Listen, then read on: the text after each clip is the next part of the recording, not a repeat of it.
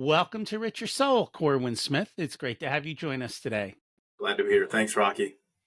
And I'm excited to learn from you. We always like to start at the beginning. What was it like when you were growing up, and how much did your family and school teach you about money? Yeah, it's a great question. Money's such a fascinating topic for me because at its core, it's meaningless.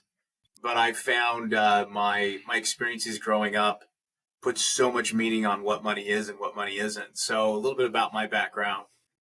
Um, as my dad describes it, he's an entrepreneur, which he describes as he's largely failed at every business venture he's tried.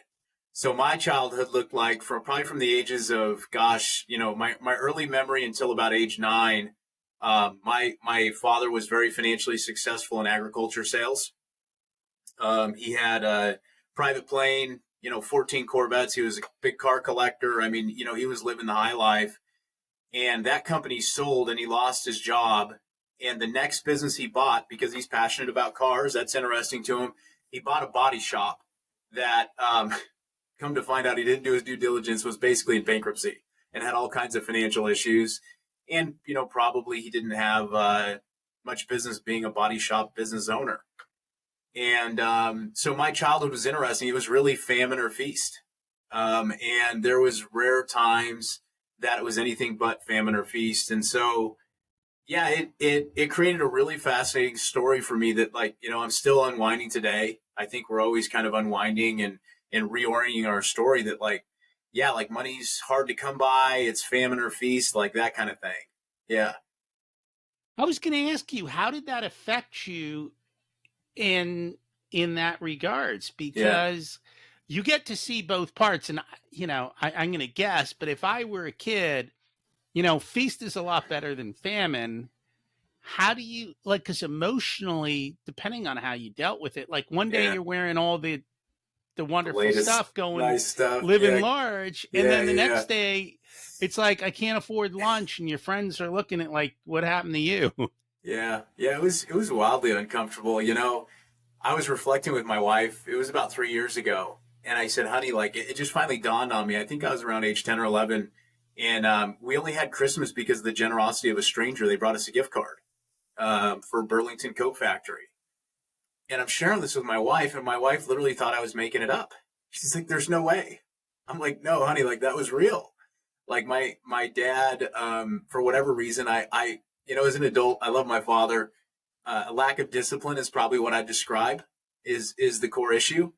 And my mother, God bless her, she worked full time also, and she just largely worked like entry level, low paying jobs. So as hard as she worked, it wasn't enough to really close the gaps for us financially as kids. And what's wild about it, and especially where we sit today, I watched the massive financial instability I had as a kid, and I promised myself I'd never be an entrepreneur or business owner.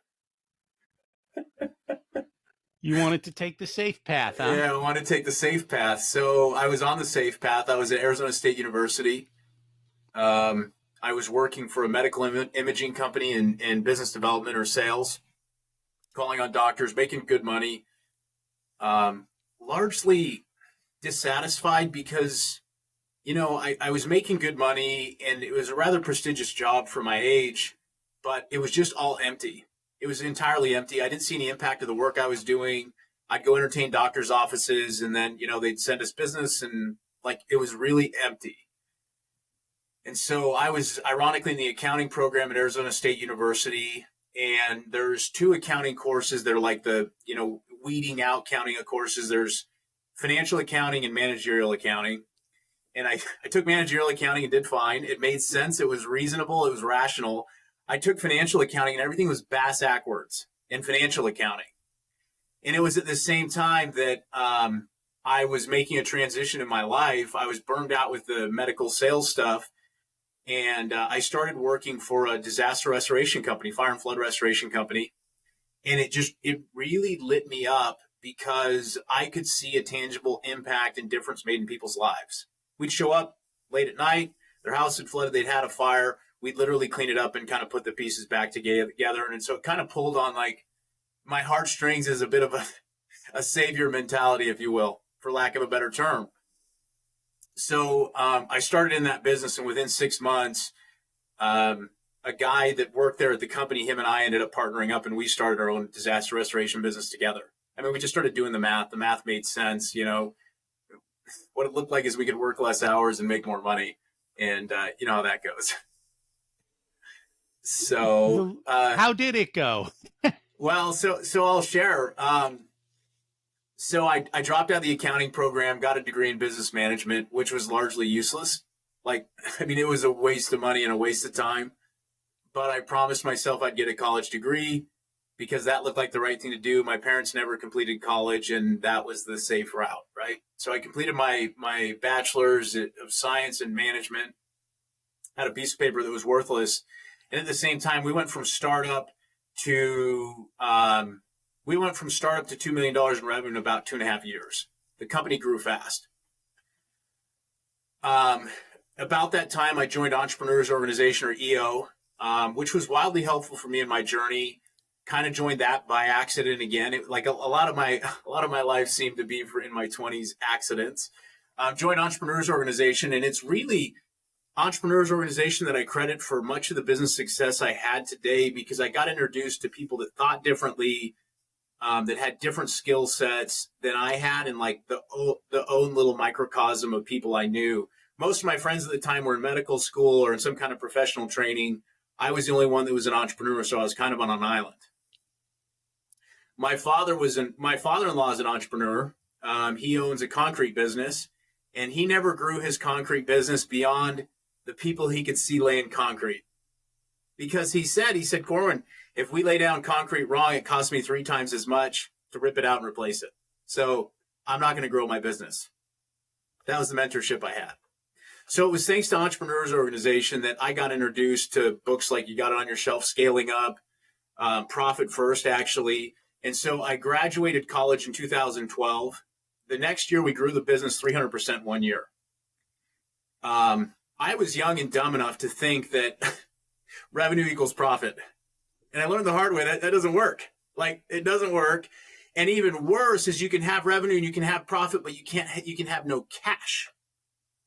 So Vern talks about the introduction to Scaling Up. We quite literally grew broke, financially broke. We ran out of cash. Line of credit's maxed at the bank. We had 3.5% net. It was all out on AR. And so in January of 2014, we grew broke. My mom died at 53 of congestive heart failure. She went to sleep and didn't wake up, which was a really big wake-up call for me. And then in February and March, we had some major company culture issues. And I figured out pretty quick, Rocky, as much ambition as I had, it didn't make a damn bit of difference.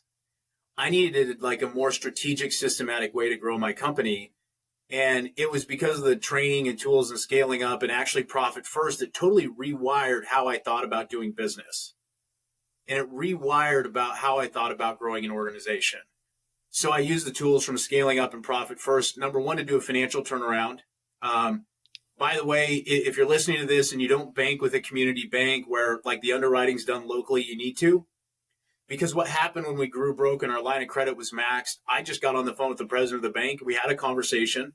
I told him exactly what was going on, where things went wrong, and what I was doing to correct it. He said, "No problem, Corwin. I'm not going to lean on you." He's like, "We're here." And then I had a monthly call with one of their bankers to check in and review my financials. I don't know for sure if we were a big bank. There's a good chance they would have just pulled the line and said, "You guys are done." So it was thanks to our banking relationship and the flexibility they extended us, because it was a local bank and I had a relationship with the president, that they gave us the grace to turn the company around financially. And then bigger than that, implementing the tools and Scaling Up. I don't have a better way to describe it beyond, before Scaling Up, it felt like I was dragging my team uphill. I was working really hard and I was really frustrated with them. And I knew damn well where I was going, but I had to drag them along the way. And what I didn't realize is it was me. I was the problem, right? I knew I was the problem. I just didn't know where I was the problem. And it was implementing things like the one-page strategic plan and the meeting rhythms and changing how we hired and managed people that turned everything around for us culturally. And it turned our profit around too. We got from 3%. We ended the year in 14 and 3% to 13% in 14, and profit continued to improve. And the other thing that improved too was my autonomy or freedom from the business. I started working about 20 hours a week, started helping peers of mine in EO with their companies. And, I realized like I had a third of a life crisis, as I describe it, if you can have one of those.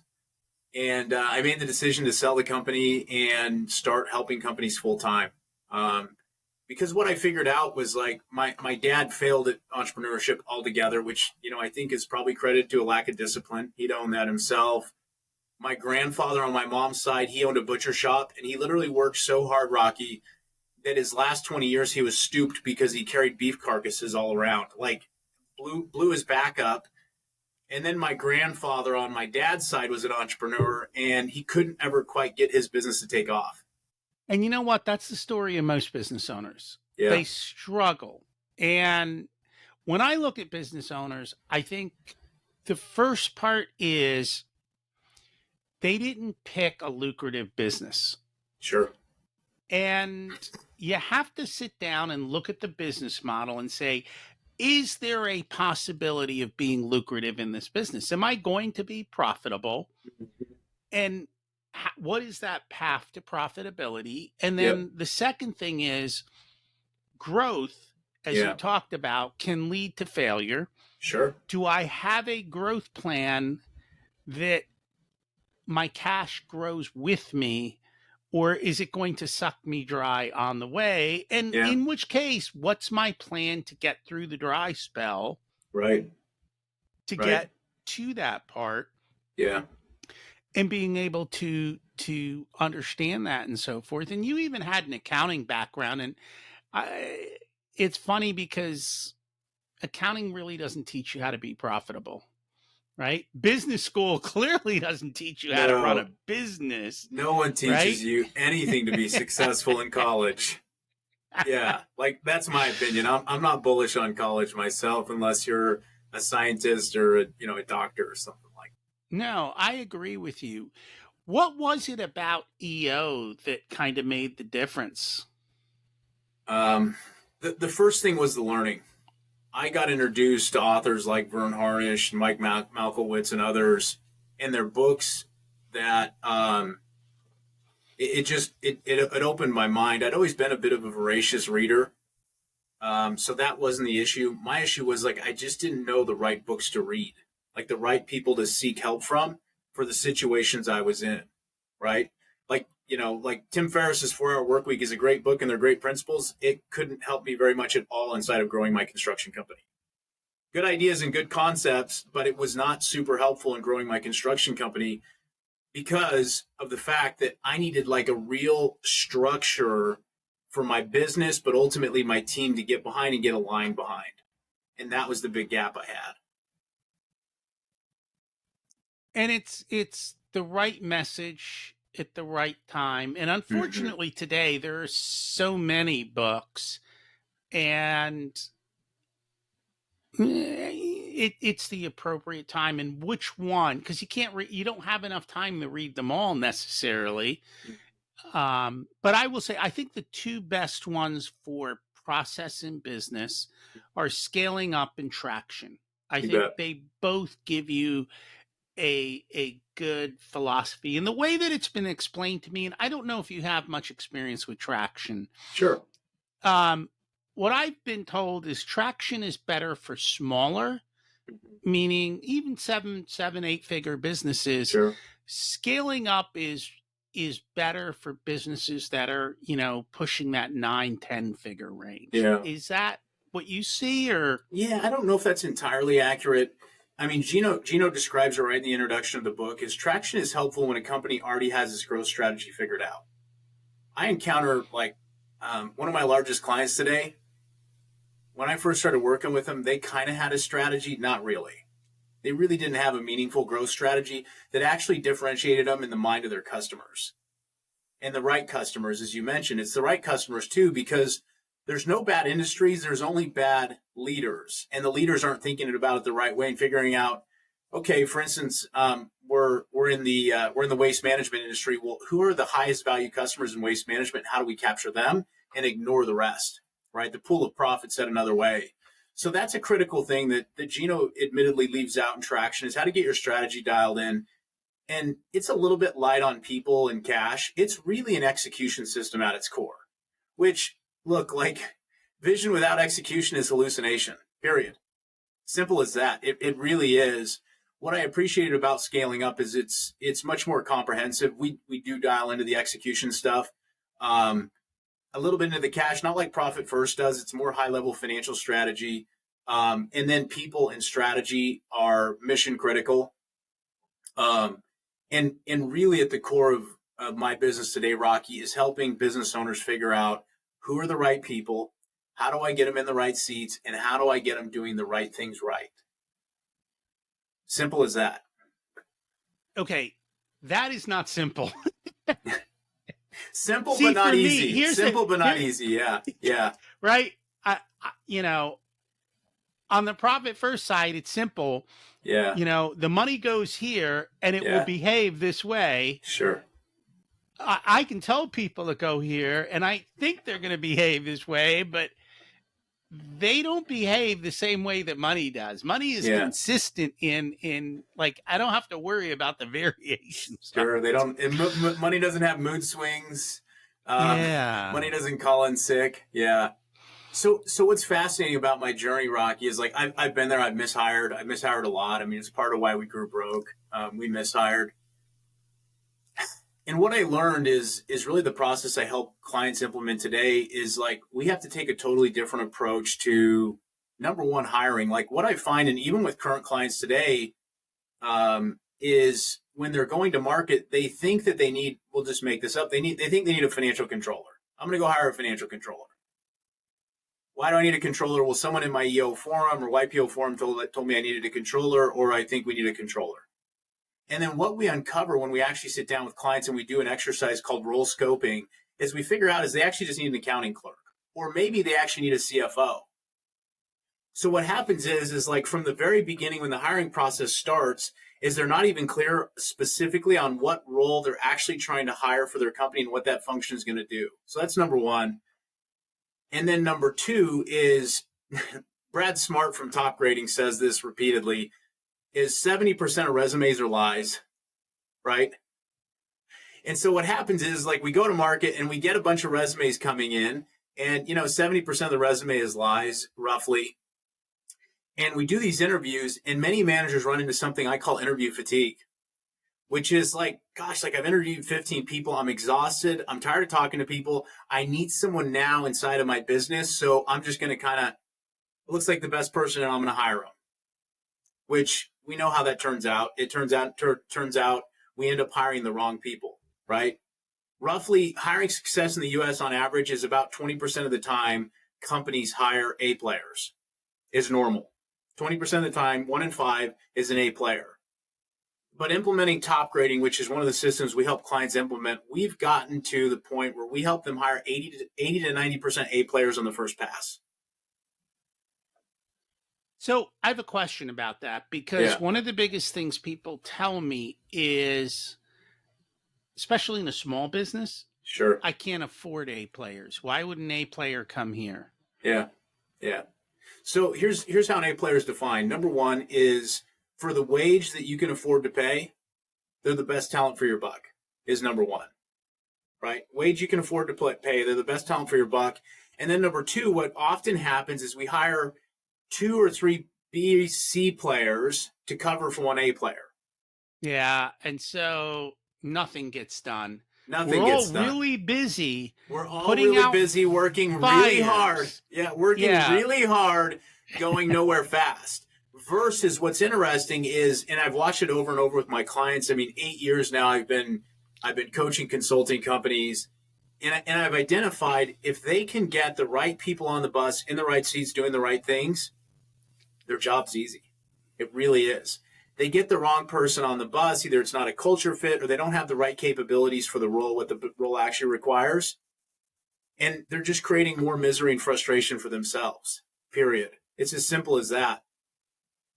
And so what we figured out is like one of the key leverage points for our clients having success is making sure that they're hiring the right people. And, the way I describe it is like I've been in bad relationships before. dating and otherwise.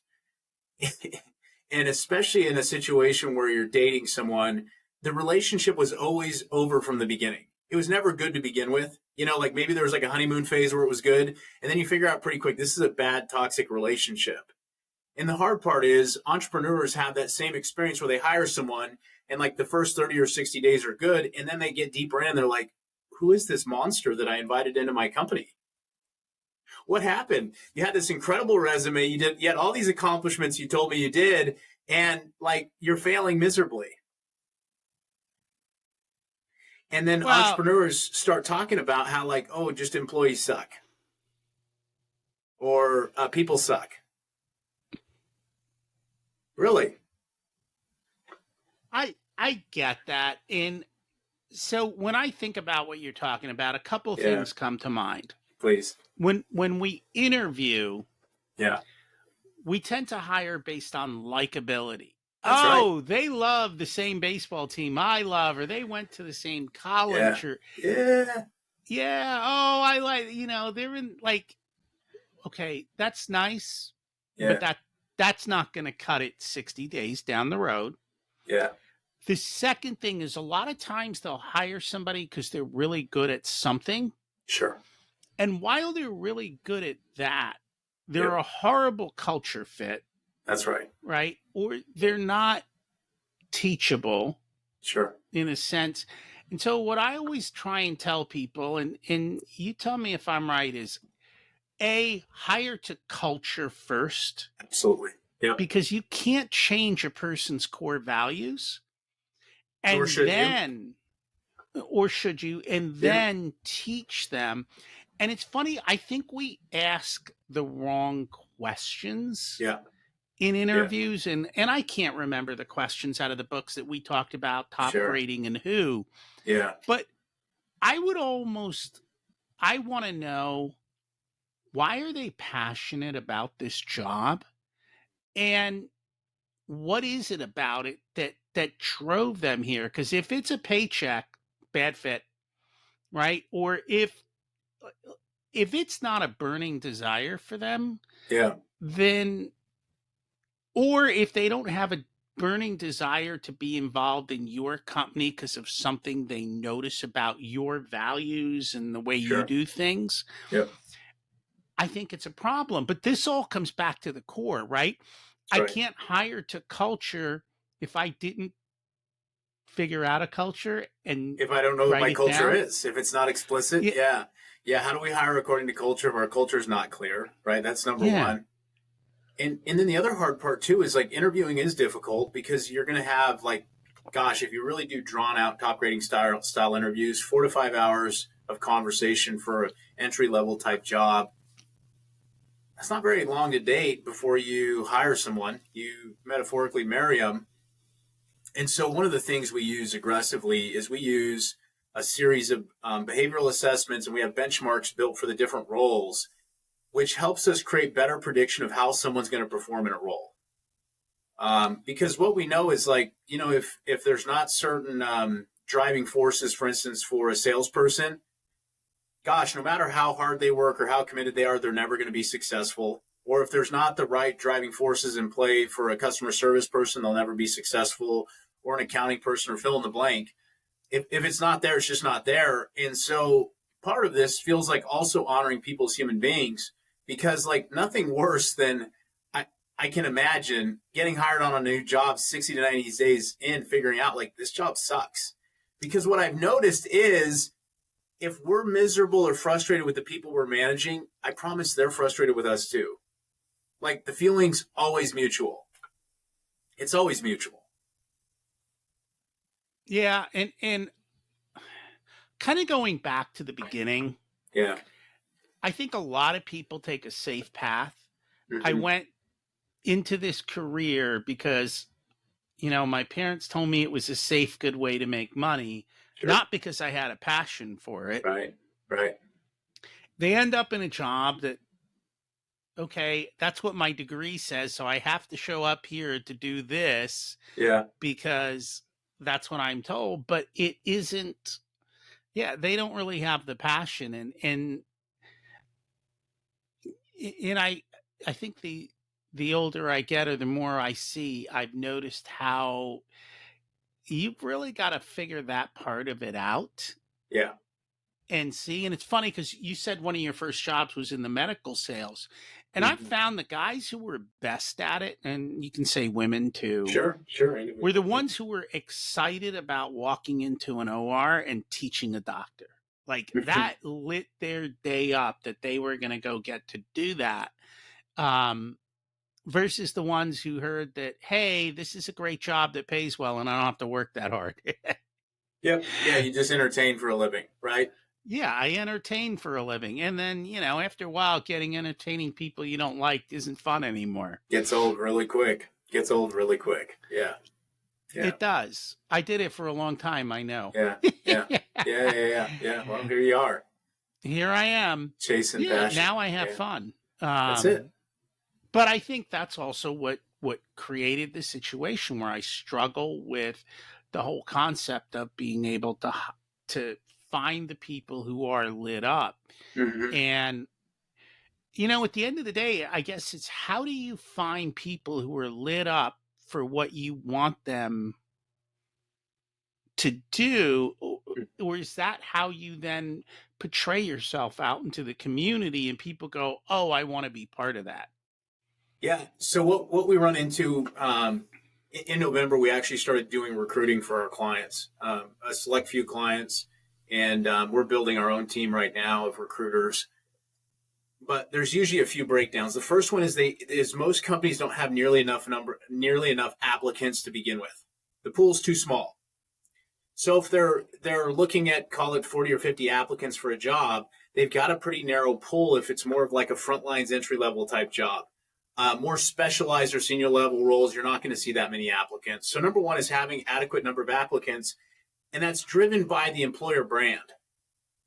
It's amazing to look at how much money companies spend on marketing to get new customers, but how little they spend on marketing to get the best employees. The number one driver of profitability in business is really the people that are delivering your goods or services. So can you give me an example? How do Yeah. I spend money on marketing to find the right employee? Right. So the first thing is actually going through and looking on, for instance, your career page or About Us page, and really painting a picture of an authentic view of what your company culture is. Number one. If your culture is not good, like you got to deal with that first. You got to go through and make sure on the job boards that it really displays and highlights how your culture is unique and how you have a compelling vision and compelling mission that people actually want to get behind. And make sure you broadcast it everywhere. What percent of business owners do you think have a compelling vision and mission that they tell the world about? I don't think many have it. I think it's in their head. And that's the challenge that they run into. And many times why I start working with clients is because they're working too hard. They're frustrated. They know their business could or should be growing faster. It should be more fun and easier. They've got a team around them, but their team is just not seeing the vision. They're not bought in. Yeah. And so I know when I was looking at your stuff, one of the things that you claimed is for that business owner, a 40% reduction in time management, Yeah. doubling of net profit, and Yeah. 500 to 800% increase in business valuation. Right. Right. How do you do that? So the first thing is, like, many of our clients approach us when they know an exit is imminent, meaning they've got like 3 to 5 years or greater down the road that they're going to want to exit the business. And sometimes an exit is formal, meaning they're going to sell to, a private equity firm or a competitor or something else. In some cases, they're actually looking at an ESOP or some other way of exiting. And then another case is just hiring a professional management to run the company for them. So they know an exit is imminent. And what the situation they find themselves in is they're just working too much as it is. They're missing out on too much of life. They're missing their kids' games. They're missing the things that are meaningful and actually important and the reason why they started the business. So the way that we're able to reduce the business owner's time to manage the business by 40% or greater, number one, is first working with the leadership team to get the leadership team aligned. As goes the leadership team, goes the rest of the company. That's number one. Many times what we figure out is a business owner thinks they have a leadership team, but they don't. They don't. So we have to really clearly define roles, responsibilities, and accountabilities for everyone on the leadership team first. And then the next step is cascading that throughout the organization. So everyone is aligned, doing the right things at the right time.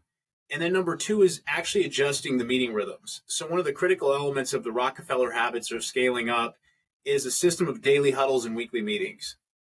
And what I found is having really effective daily huddles and weekly meetings easily saves 15 to 20 hours a week. And just like got a minute meetings, but meetings, emergency meetings, other things like that.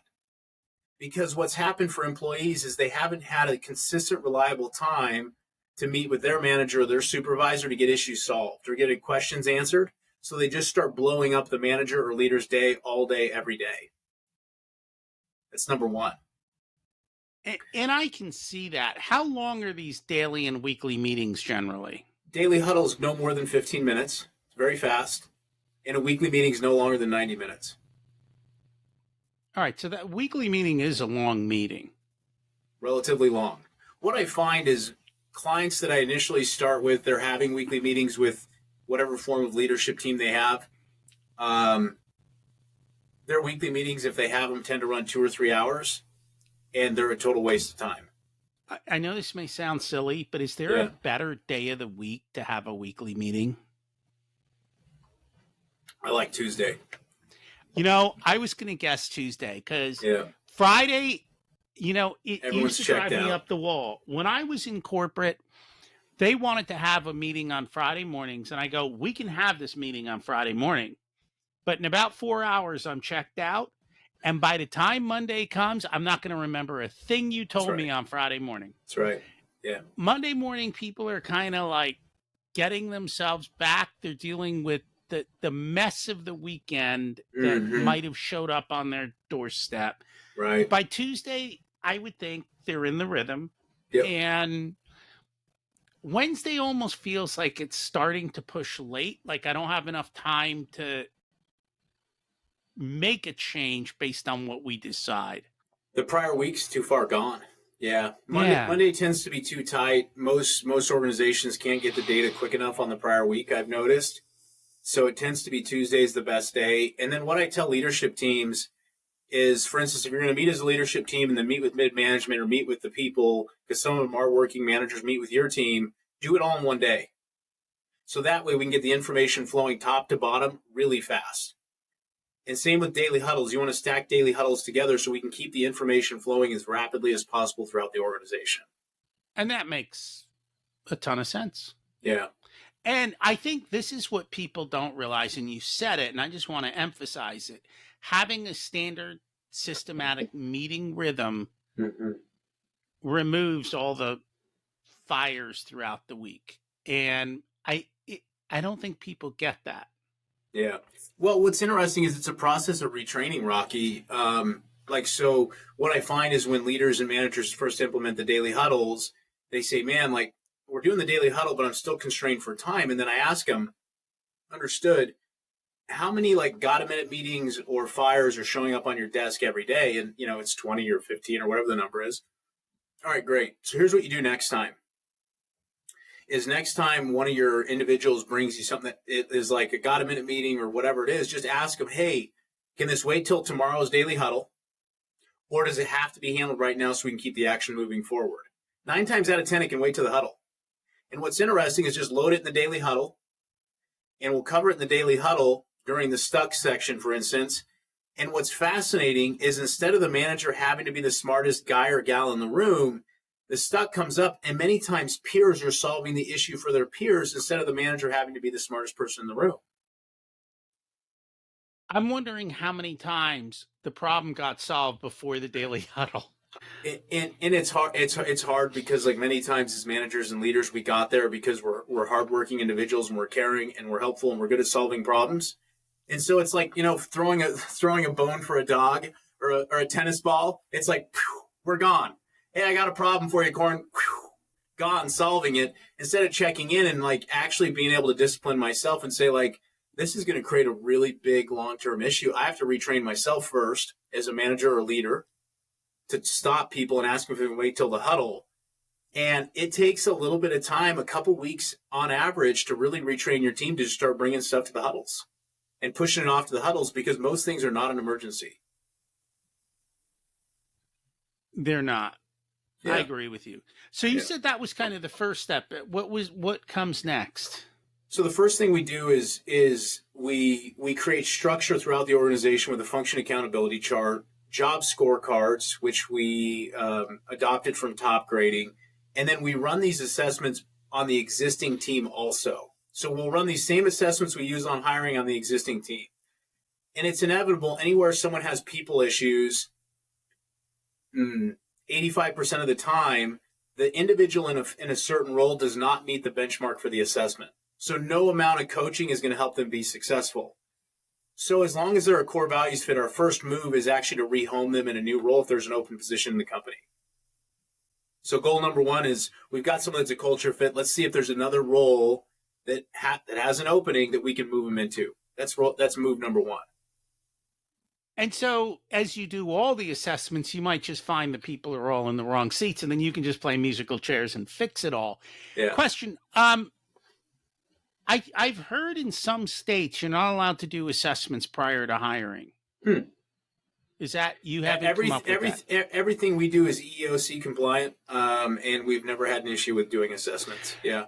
There might be some assessments that are not EEOC compliant or hiring compliant. I don't know which ones are and aren't. I'm not a HR expert. Somewhere that I heard it said, I don't know that it's entirely true. The assessments you do, are these like the standard ones out there, like DISC and Myers-Briggs and culture? So DISC is one of 4 sciences we use. So DISC is behaviors. It's how people work. That's definitely important in matching the role. The second one is driving forces based on Edward Spranger's model, which is actually what motivates people. So we want to match what the job requires with how people normally work, number one. Number two, we want to match with what the job requires with what actually motivates someone at work. Because if their behavioral style works, but the work they're doing does not motivate them naturally, they're not going to do it long term. Like this whole discipline thing is kind of silly because it's finite. I believe everyone wakes up, Rocky, with a finite amount of discipline every day.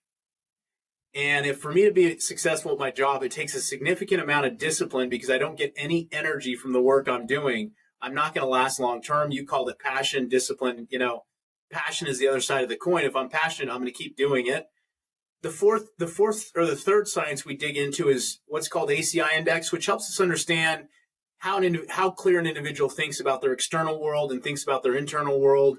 And then the last one is a rating of their competencies or skills. And so we have benchmarks for virtually every role that we hire for clients or help clients place.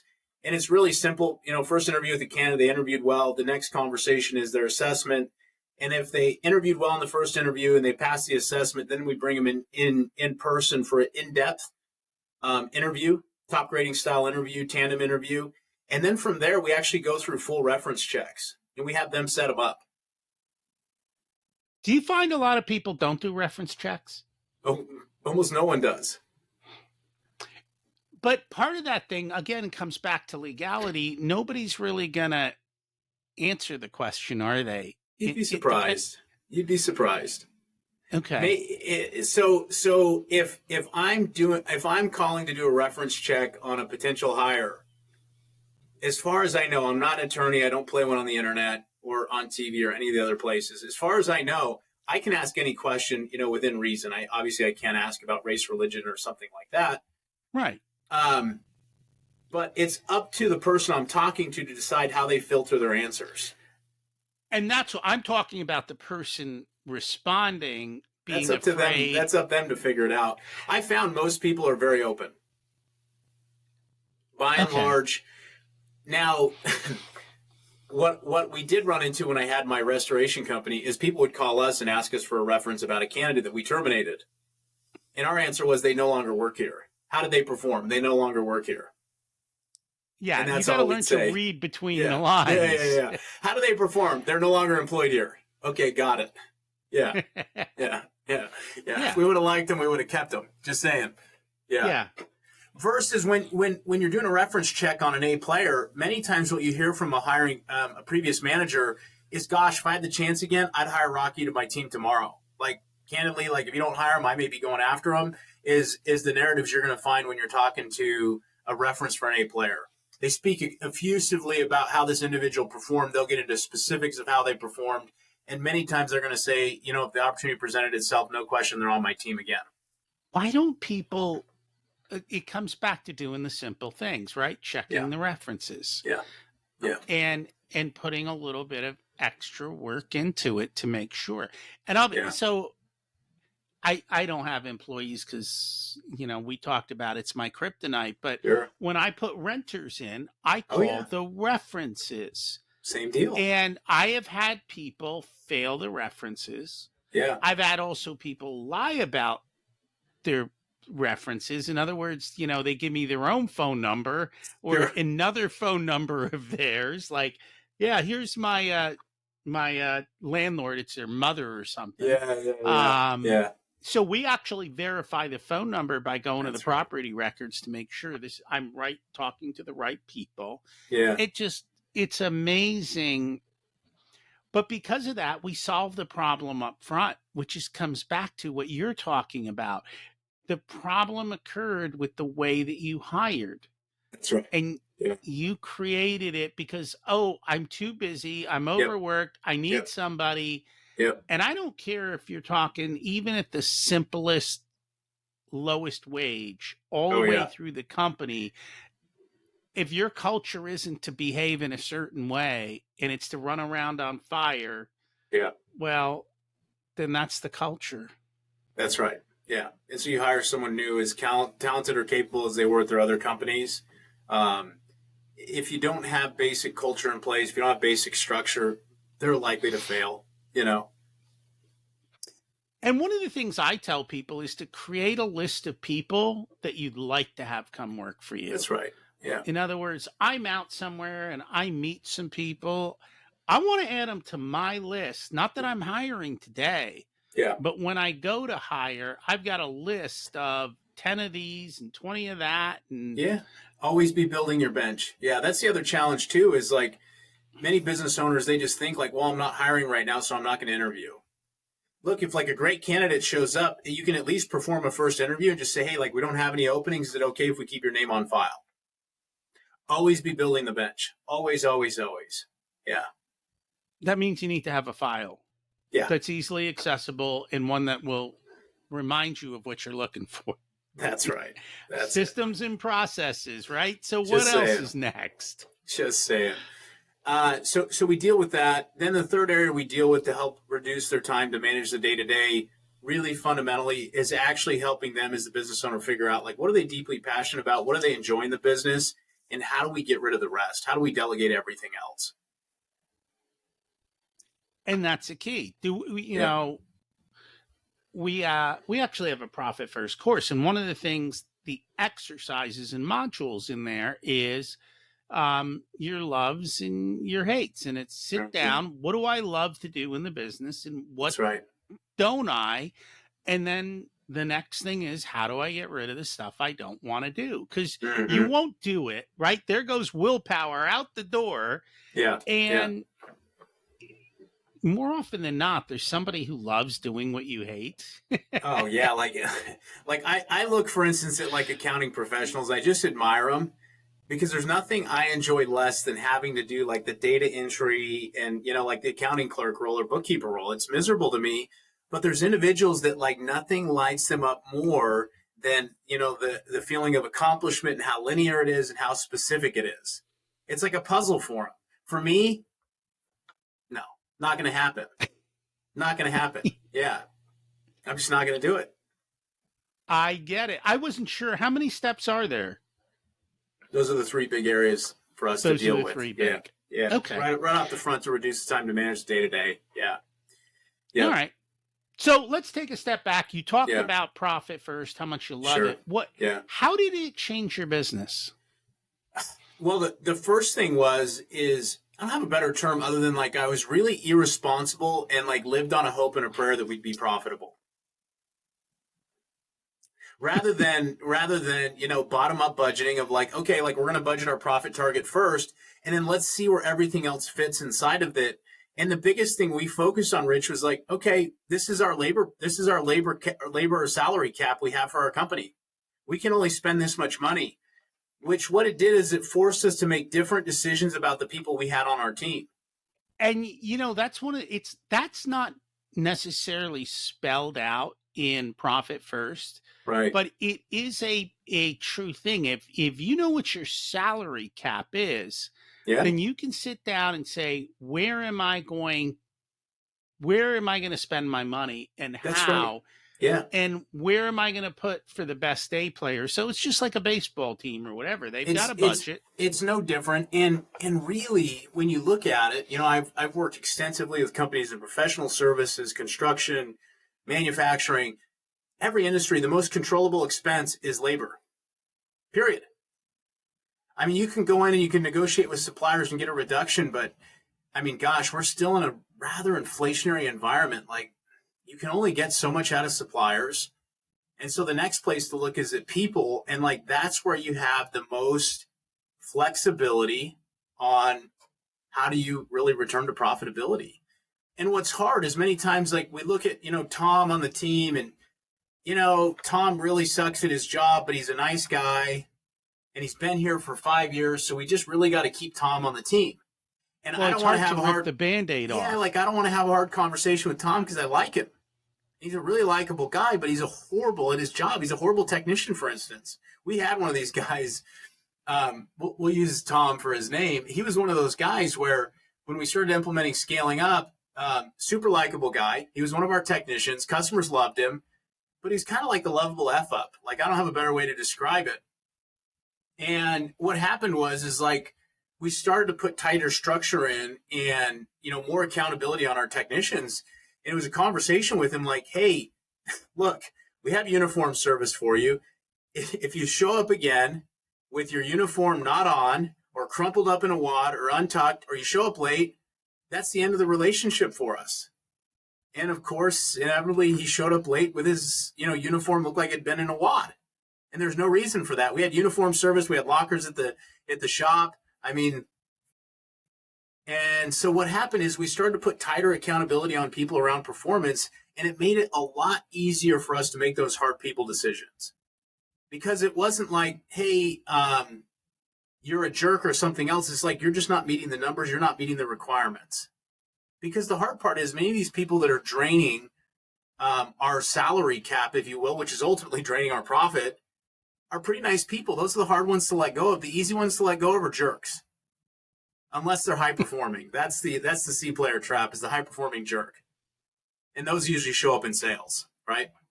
The other thing, though, is if you have those in place, yeah, they may just walk out on their own. Sure.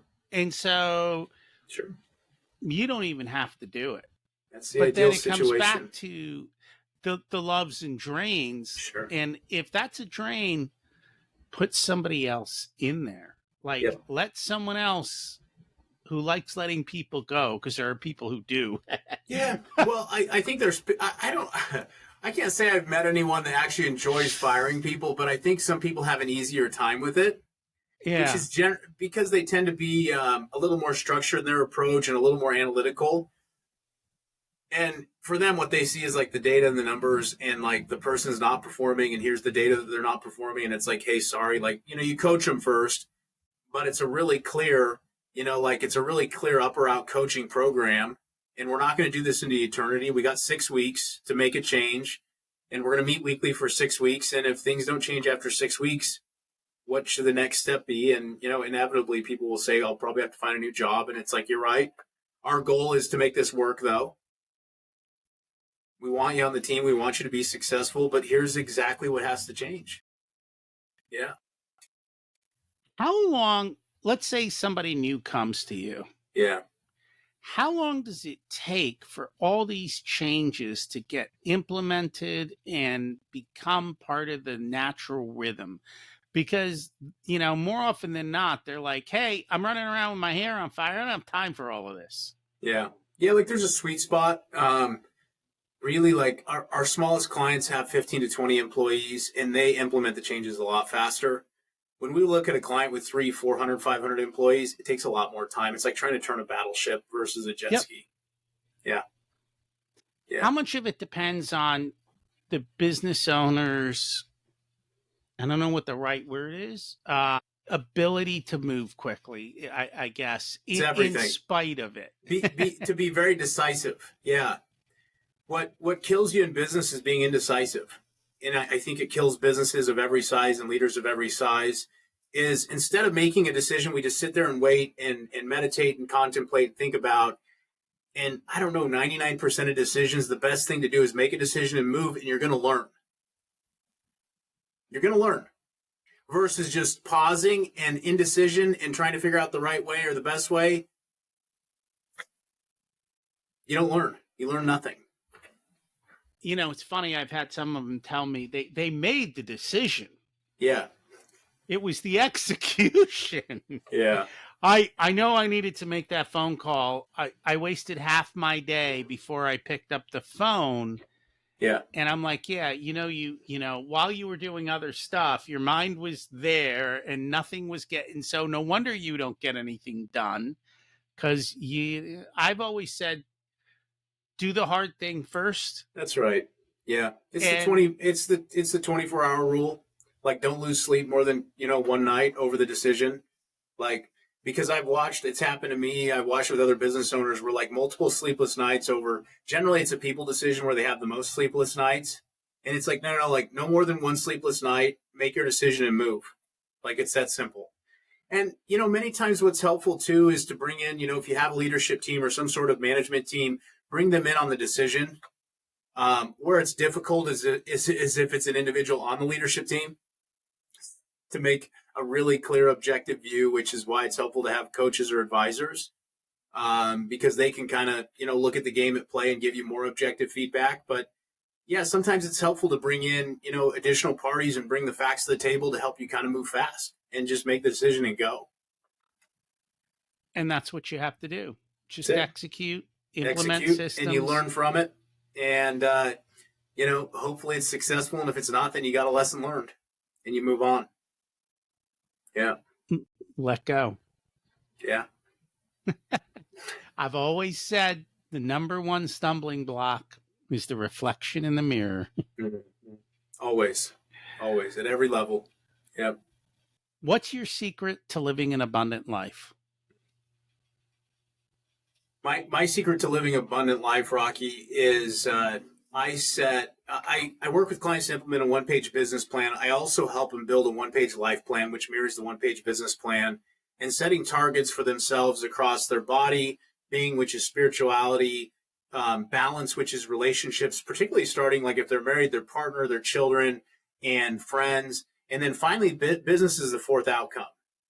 And so what happens is we set targets at a 10-year, 3-year, 1-year, 90-day interval. And so we work together to constitute what's actually meaningful to them and how does their business serve what's actually meaningful to them. What did you learn later in life that you wish you would have learned sooner? I think the biggest lesson I've had later in life is that really success comes down to the relentless execution of the boring basics. And that really, like, fundamentally, there's no such thing as bad industries. There's really not. There's no bad industries. It really comes down to every single industry has a pool of profit in it. You just have to find it and adjust your strategy sale to capture it. It's as simple as that. And so, many times, like, I'll encounter business owners that they come to me and they're 40, 50 years old. They could technically work longer. Hey, Corwin, I want to exit my company. And we get all the way underneath everything. They're just frustrated and burned out with dealing with people. And so I ask them, I say, so we sell your company. Let's say we sell it for $10 million. It's not going to be enough to cover now plus your retirement. It's not enough. What are you going to do next? Oh, I'm going to go start another company in this industry because this industry is better. Really? Really? Okay. Out of curiosity. Yeah. After you help people. Yeah. Is there a large percentage of them that go, I think I love this business now. I'm not selling. Most of them. Yeah. So what's fascinating is it buys them time. And that's where we get the 5 to 800% value increase, because we help them improve their profitability. We improve the value of the business because it runs itself. We help them get in a strategic niche so they're more valuable. And what happens is they're like, geez, like I could really do another 3 to 5 years, no problem. So the value keeps growing. And then when they actually go to market, like they're not desperate. They don't have to sell. It's like if the right acquirer shows up for the right price, everyone has their number, I'm going to sell it. And if it doesn't, then I'm just going to keep building the business and I'll, go to market down the road. Options. If you were to give an 18-year-old one specific piece of wisdom, what would it be? Question. I have 4 kids, by the way. My oldest is 11, so this is you have 7 years. Yeah, exactly. I love Joseph Campbell's adage, which was follow your bliss. And that's fine as long as you know what it is.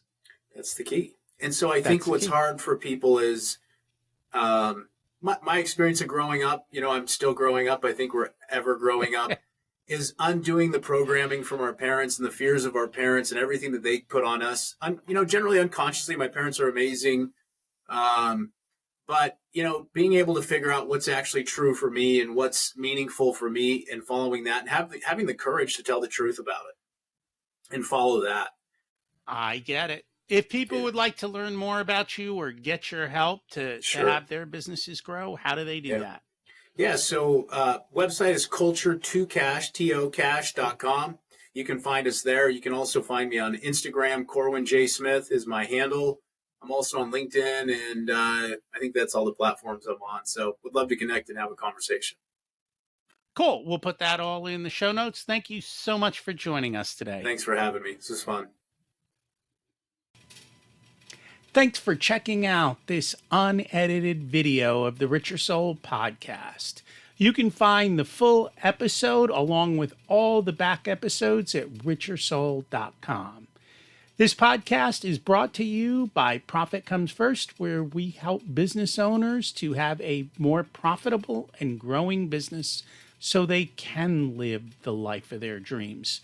Check that out as well wherever you listen to all this content.